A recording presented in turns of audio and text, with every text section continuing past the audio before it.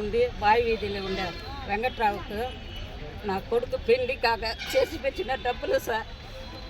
మళ్ళీ నాకు మనవునికి ముందే ఎవరికనేసి పోయి అడిగితా 15వ తేదీకి ఇస్తానమ్మన్నారు. 15వ తేదీ పోతే ఆసుపత్రిలో ఉన్నానని చెప్తారు. మళ్ళీ పోతా 18వ తేదీ మనిషి లేదు సార్.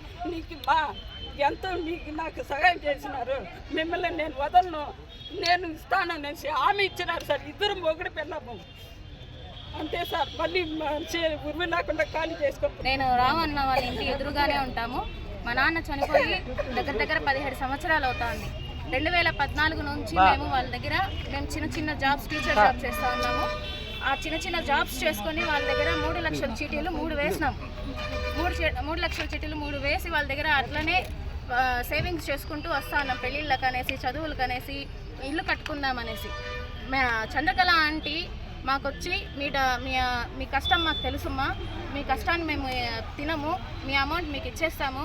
ఈ నెల అంటే ఫిబ్రవరి 15వ తేదీన మాకు బల్క్ అమౌంట్ వస్తుంది, ఆ అమౌంట్ రాగానే మీకు ఇచ్చేస్తాము, ఆడబిడ్డల సొత్తు మేము తినము అని చెప్పి కన్నీళ్ళు పెట్టుకుని మేము నమ్మినాము. ఇన్ని సంవత్సరాల నుంచి మేము ఉన్నాం కదా, మమ్మల్ని వీళ్ళు మోసం చేయరు, మా గురించి వీళ్ళకి బాగా తెలుసు అనేసి మేము నమ్మి, వేరే వాళ్ళు చెప్తా ఉంటే కూడా మేము ఆ మాటలు కూడా నమ్మలేదు. మేము నమ్మకుండా వాళ్ళ మీద అంత హోప్ పెట్టుకోమంటే వాళ్ళు మమ్మల్ని మోసం చేస్తున్నారు. మాకు 10 లక్షల రూపాయలు రావాల్సి ఉంది వాళ్ళ దగ్గర నుంచి.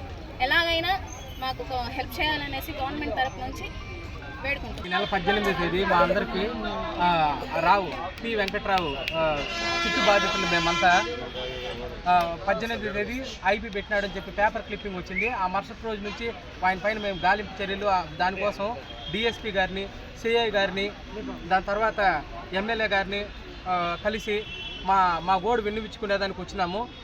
ఈరోజు సిఐ గారిని కలిసి అప్లికేషన్ అవన్నీ ఇచ్చిపోయేదానికి వచ్చినాము. మా వాళ్ళందరూ ఇంకా వాళ్ళ బాధలు సిఐ గారికి చెప్పుకుంటానికి వచ్చినాము. కోర్టులో ఐపీ ఫైల్ చేసినాడు 13 crores దానికి. దాంట్లో భాగంగా విక్టిమ్స్ మన దగ్గరికి ఒక 67 members ఉన్నారని చెప్పి ఒకటి రిప్రజెంటేషన్ వచ్చి తీసుకొచ్చారు ఈరోజు. అతను చీటీ వ్యాపారము, నెక్స్ట్ గోల్డ్ మార్టిగేజ్ చేసుకోవడం, ఈ విధంగా చేసి వాళ్ళకు మోసం చేశాడని చెప్పి వాళ్ళ యొక్క కంప్లైంట్. దీనిపైన ఆఫీసర్స్తో చర్చించి వాళ్ళు చెప్పిన మేరకు అతని పైన కేసు రిజిస్టర్ చేసి లీగల్ యాక్షన్ తీసుకుంటామని చెప్పి